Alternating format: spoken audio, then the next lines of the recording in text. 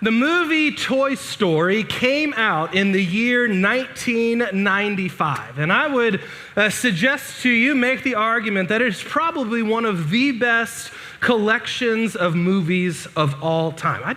They really are the best. They are so meaningful in so many ways, and I personally rank them at the top of my favorite movie series of all time. I think, if I was being totally honest with you, Pirates of the Caribbean would probably be at the top, closely followed by James Bond, but didn't really know how to make a sermon series appropriately about those movies, so Toy Story it is to start the year. But as well as it just being a great series of movies, a lot of you know that our family is about to grow. Jessica is 26 days away from her due date of welcoming a new child into the world. And so we've been rewatching these movies a lot in our house, spending some quality time with Hardin, and that's our son. He's about to be 4, and as we watch these movies, and we have watched them, let me tell you, we have done a close study of these movies, the 3,000 times we have watched them, but in them, we have discovered there are some real gospel truths for all of this. And I just thought it was such a great way to start our new year together. Because when you think about it, think about some of the other movies that have multiple. There aren't many franchises where the next movie just keeps getting better, or there's any watchability after the first movie. Yet, Toy Story has continued to grow over the last 25 plus years to the point, I don't know if you caught this, last February, the CEO of Disney announced that the 5th movie is in production. Unfortunately, it won't be out till 2026, but it's still growing. The Toy Story universe continues to have an impact on people all around the world. And so each week here at church for the month of January, we're going to be thinking about one of the movies. So this week is the first movie, then we'll go to the second, and you go from there. But today, we start at Toy Story 1 and at the very beginning of the movie. So whether you know these movies, you're familiar with them, you've seen them recently, or it's been a long time, I'm going to do my best to tell you the story every week, but maybe you want to go back and watch the movies each week, get a little preview of what church will be like, and you can try to guess which theme I'm going to preach on at church. But with that being said, the first movie begins this way. It starts on Andy's birthday. Now, Andy is one of the main characters in Toy Story, but throughout the series, he's really not the main character. The toys are. And we learn at the beginning of the movie that toys hate birthdays. They hate birthdays. Why? Because they're afraid they're going to be replaced. They're afraid that underneath the table with the birthday cake in the living room is a bigger, larger, and cooler toy than them, and they won't get played with anymore. And I think this is something we all relate to. Think back to your childhood. If you have kids or grandkids that come and visit, we rotate through toys like crazy. Yeah, sometimes the really cool toys that had an impact on us stick around, but they usually end up on a shelf, while something newer, bigger, cooler is what gets played with. Out with the old and in with the new. And at the very beginning of the movie, our friend Rex, the T-Rex, looks at Woody, the trusted friend, the longtime buddy of Andy. He's our sheriff. And Rex proclaims as loud as he can, he said, "Woody, are you being replaced?" And that is the beginning of Woody's insecurity. He asked the question, for maybe the first time in his life, am I replaceable?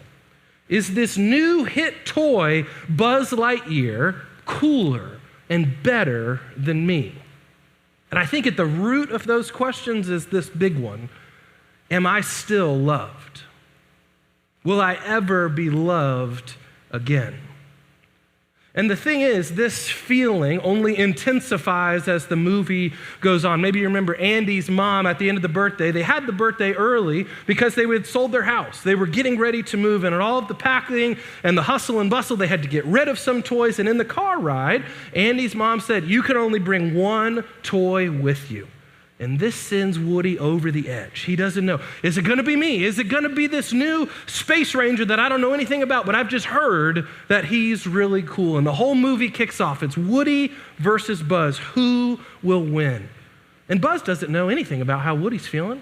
Buzz is just being Buzz, doing his thing, living his everyday life, but Woody is full of anxiety. He's full of insecurity. Why? Because after all, Buzz Lightyear's really cool. He can fly. Don't you remember? Obviously not. You got to go watch the movies the next few weeks. Spoiler alert from 1995. Sorry to do this to you. Buzz really can't fly. He gets super lucky, hits a ceiling fan, flies around the room, and does a front flip onto the bed, and it makes all the other toys believe he can fly. And he really is that cool, and Woody gets all the more afraid. And that's the opening scene. That sets the story for the Toy Story movies. And what it reveals to us is a pretty universal truth. And this is not just about movies, but about art in general. It has a way of connecting with our souls. And I think that's why we're drawn to it. Whether it is an old movie or a new Netflix show, whether it's music we listen to or a painting we hang on our wall, our phone background, we're fascinated with art and with storytelling and with music. And it's one of those things that throughout all of time and all of space, it's something we humans all share in common. They have a way of connecting us at a soul level. Think about it. Movies in one scene can make you laugh to the point of tears, and then they, in the next scene, can really make you have tears. And they can make you sad. They can give you hope in one moment and then take that away in the next, and we just feel this weight as we watch them. And I think all good movies, all good art and music, they all connect us to this thing we call our human condition. Our human condition, what we all are at our core. And so right at the very beginning of this movie, there it is. There is conflict between the two main characters. Maybe I should have put one on one table over there and one on the table over here. Maybe next week. But they're all asking three questions in this movie. And I think I want to suggest to you these are three questions that we all ask ourselves at one point or another in our lives. The questions are we replaceable? Are we rejected? And are we lovable? Because here's the truth we all don't really like to think about or we don't like to hear, but it's a truth nonetheless. We all have some deep insecurities in our lives. Even the healthiest of people, those are just the people who are really good at making it look like they don't have those insecurities, but we know that they do, even though they might be hidden deep within us. And insecurities are things like the fear of not being enough, the fear of being unloved, or take it a step further, am I even lovable at all? It's the fear of being embarrassed, or it's the shame that we carry with us from our past. And at some point or another in our lives, we all ask the question, is there someone out there that loves me? And we carry this from the time that we are really young, right? This is something that we learn and are taught from the very beginning of our existence. It's not our parents' fault. It's not anybody else's fault. It just is what it is. It's a part of growing up. Are we loved? And of course, a personal example I'm thinking a lot about this month, as I said, our son Hardin is going to be 4, but his 4th birthday is like a week or 10 days after the baby is born, and I imagine we'll have a few other things going on as well. And so for the last 4 years, this little boy has been the center of Jessica and I's universe, right? He's our only child for right now. I'm an only child, so my grandparents, it's their only grandchild, so you can imagine the attention that kid gets. And so we've been spending a lot of time together because I'm nervous in this big transition. When our family is changing, I don't want to forget that it's changing for him too. I don't want him to feel forgotten. I don't want him to feel loved any less or to feel ignored. And that's just one example. And maybe if you're an older sibling, you remember feeling that way if when your baby brother or your baby sister came along. Or maybe another example is when who you thought was your best friend in elementary school found a new best friend and forgot to tell you about it. We ask ourselves, are we replaceable? Are we rejected? Are we lovable? And here's a reality. Those insecurities, they hold us back.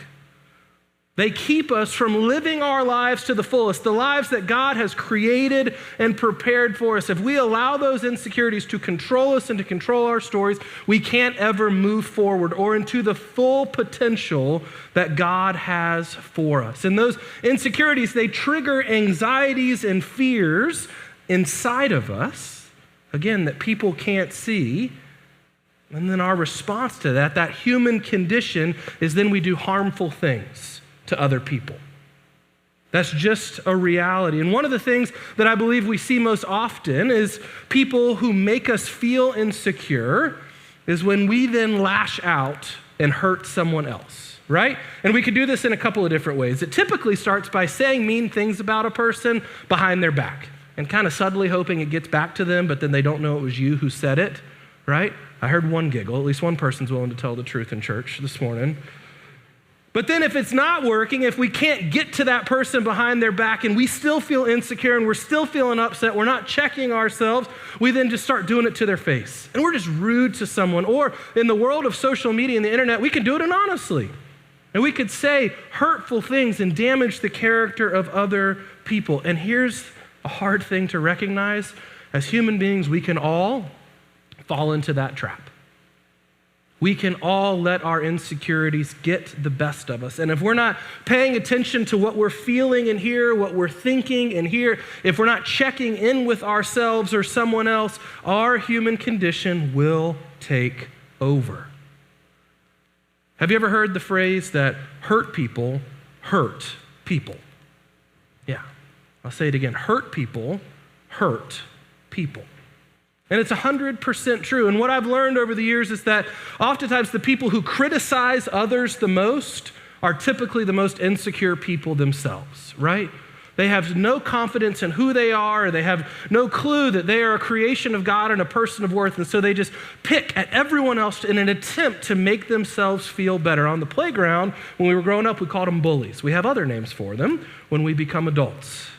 But we see this in all sorts of different places. We see it in businesses, we see it in family systems and unhealthy families, and we definitely see this in politics. Now that you've heard me say this, pay attention to the things you hear in the news this year and how it is just constantly other people picking on other people instead of building them up and hoping for the best for them for the benefit of everyone.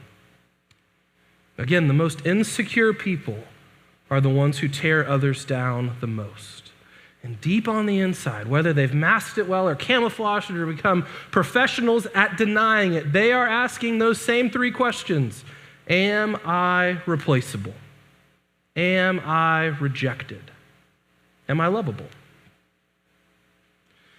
And this exact same story, it happens in the Bible over and over again. This isn't just something we've come up with in our couple of generations of being on the planet. I think one of the first times we read about this is right in the beginning of the Bible, the book of Genesis, chapter 4. And there's an ancient conflict between shepherds and farmers. It's an ancient archetype story of types. And they don't care for one another. The shepherds and the farmers, they don't like each other, and they're doing everything they can to get rid of the other group of people who don't think, act, or believe like them. Could you maybe apply that to something in our world today? And this is the story of Cain and Abel, two brothers. If you grew up in church or in Sunday school, you probably learned this story. And Cain resents his younger brother. He hates him. And it's his insecurity at first that maybe he's doing something better, and then it turns into bitterness towards his brother. Again, he doesn't check it. He doesn't see how he's doing. And then what happens next? Do you remember? He kills him. He kills his younger brother, and it's a brutal story. And it happens right at the beginning of the Bible to tell us if we don't pay attention to ourselves, if we aren't paying attention to what's going inside of us, checking in with ourselves, the human condition will take over and harm, sometimes irreversible harm, can happen. Fast forward to Jesus' life, about in the Gospels of Matthew and Mark. One of the reasons that Jesus was put to death by the religious leaders because they were jealous of him. He had a following. People listened to him. People respected Jesus, and they weren't respecting the established religious leaders and customs of the day. And so the religious leaders, they voted to kill him, to get Jesus crucified on a cross. And the insecurities again, did irreversible harm. But here's the good news. It's not all doom and gloom. There are multiple ways that the Bible also offers to us of how we can deal with our insecurities, how we can manage them, how we can grow past them. And the first one at the top of the list is probably one we've heard the most, but in practice is one of the most difficult to do. It's to this, to love your enemies. To love your enemies is how you overcome your insecurities. Time and time again, Jesus says this in the gospel. Jesus says to love. And we're not talking about love as in that infatuation feeling you have towards your spouse or someone that you have a crush on, but we're talking about kindness and action through love. And when we do that, when we have the intentional practice of loving others, especially our enemies, it helps us. And here's my challenge for you. If you're hearing this and you're like, what? I don't know what that means. I don't know what that looks like. I've never heard this before. Let me say this statement to you and see if it rings true. This week, go and practice loving someone until you feel it. Go and practice loving someone until you feel it. And then you can text me or you can email or tell me next Sunday, I didn't know that's what it felt like. I didn't know what that was. I didn't know that's what it meant to love someone until I felt it. It's not just a thought, but it's actions and kindness put into practice. And here's what I believe, that our hearts will literally be changed by doing it. Our hearts will literally be changed by practicing love in the world of others, especially our enemies or those who maybe we don't see eye to eye with. Our outward actions can start to change our internal disposition, how we think, how we speak, our behavior, our thoughts. I'll tell you, my favorite biblical passage comes from one of the shortest books in all of the Bible. It's at the very end of the Bible in the New Testament. John writes 3 very short letters, 1st, 2nd, and 3rd John. This is the same John who wrote the Gospel John, but these are short letters. And my first one is the first one, in the 4th chapter. And it lines up perfectly. I think if you had to summarize all of the Gospels, this would be a good way to try and do it. But it also summarizes what our good friends Woody and Buzz learn by the end of the first movie. 1 John chapter 4 says this, "There is no fear in love, but perfect love drives out fear, because fear expects punishment. The person who is afraid has not been made perfect in love." Hear this. "We love because God first loved us. Those who say, 'I love God,' and hate their brothers and sisters are liars. After all, those who don't love their brothers and sisters whom they have seen can hardly love God, whom they have not seen." When we practice the love of our enemies or those who we might not agree with or those who we might not care for a whole lot, those who we are jealous of, those who we wish we had their life, our hearts begin to change. And it's not an instant thing. It takes time. It takes practice, but our hearts will be different.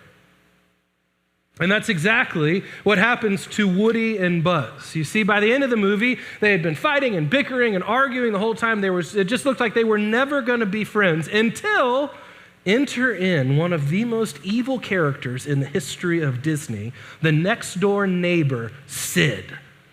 Ugh. Ugh. And Sid, even as a grown man, is terrifying.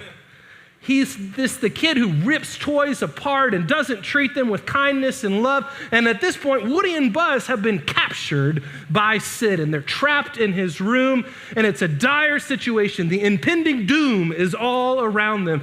And to make matters worse, Buzz has just discovered for the first time that he really is just a toy, that he's not a galactic space ranger from infinity and beyond. And in this moment, they're both trapped. It looks like there's no way out. Buzz has given up, and Woody, for the first time, has to show love, has to show encouragement, has to show kindness to Buzz if they're going to make it. And I'm going to show you what happens in that scene. And for our friends from watching from home, I have to mute this part on the live stream for copyright reasons. But if you want to go back and watch it, go on Disney Plus, or if you still got the VHS, props to you. 27 minutes. till the end of the movie, you can watch the scene. But I think from the body language and the facial expressions, you can get it. For us in the room, Dale, roll the clip. Woody makes it. So Woody comes back, they bound together with all the toys that had also been captured in Sid's room. They go outside, they teach him a lesson. There's a pretty exciting race and a rocket ride and fireworks. And ultimately, they catch up to the moving van and they're reunited with all of the other toys. And it sets up perfectly for the second movie, which we'll study next week.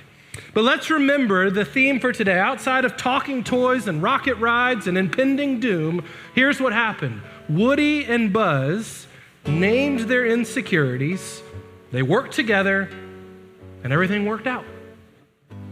They put their differences aside, they focused on what they had in common, and they created love, and they put it back into the world, into Andy's room, into his toys, and we know it's not about the toys, right? But what a beautiful model for all of us to name our own insecurities. Instead of tearing one another down and pointing out the flaws in someone else, could we not look for the good in one another and build one another up and support one another and care for one another like the church and the body of Christ should? We do that for one another and then we go out into the world and we do it for others. I want to remind you again, 1 John 4:19, my favorite verse in the Bible says, we love because God first loved us. This is where we begin the year. God knows, and listen to me loud and clear, God knows your insecurities, and God knows your failures, and God still loves you. Isn't that amazing? That God knows you better than you know yourself, and God still chooses you. God created you. God knows you, and God loves you. And I truly believe that truth has the ability to change your life if you let it. Hear this as we start the year. You are valued. You are loved, and not because of the cool job you have or the grades you made in school, how big your house is, how much money's in your bank account, or your performance or resume in this life. You are loved and valued because God created you. And God calls you his. I don't know about for you, but for me, that's enough.